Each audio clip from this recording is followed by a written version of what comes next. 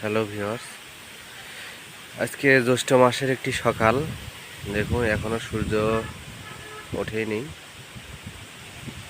মাঠ ভর্তি ধান। কৃষকেরা ধান কাটতেছে। দেখুন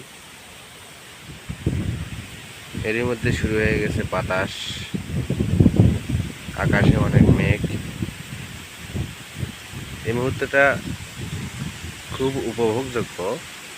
মানে যারা গ্রামে বাস করেন, এইরকম পরিস্থিতির শিকার হয়েছেন, তারা সবাই বুঝবেন যে এই সময় কৃষকেরা অনেক তাড়াহুড়ো করে ধান কাটা নিয়ে ব্যস্ত। কখন তারা ধানগুলো বাড়িতে নিয়ে যেতে পারবে, যে কোনো মুহূর্তে বৃষ্টি হতে পারে। দেখুন সারা আকাশ মেঘলা, বাতাস বইছে জোরে জোরে। আমি আসছিলাম আমার কলা বাগানে।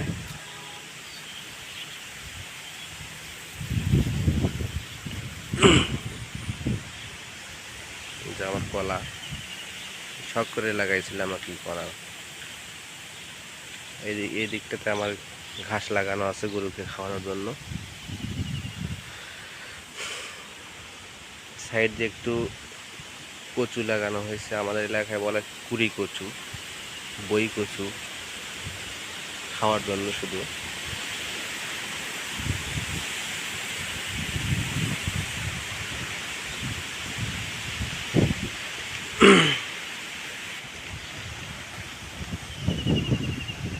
মনে হয় বৃষ্টি হবে না, অনেক জোরে বাতাস বইছে তো, বৃষ্টি হবে না মনে হচ্ছে।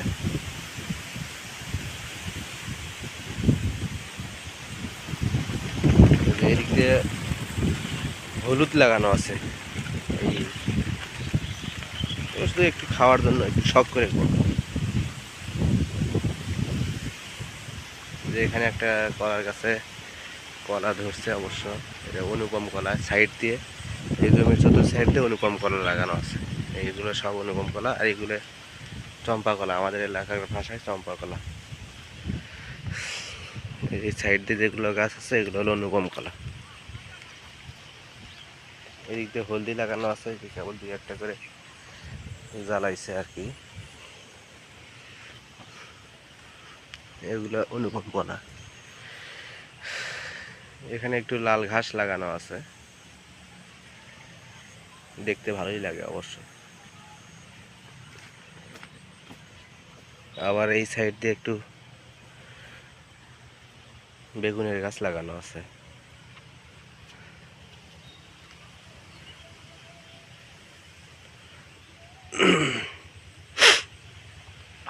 আকাশ একটু পরিষ্কার হইতে থাকলো, অবশ্য আস্তে আস্তে পরিষ্কার হয়ে যাচ্ছে। হোক, আকাশ একটু পরিষ্কার হয় ভালো, কারণ জমিতে সব ধান পেকে গেছে। সময় মতো নিয়ে যেতে না পারলে এগুলো নষ্ট হয়ে যাবে। তো ভিউয়ার্স, আজকে এ পর্যন্তই। ভালো থাকবেন সবাই, ধন্যবাদ।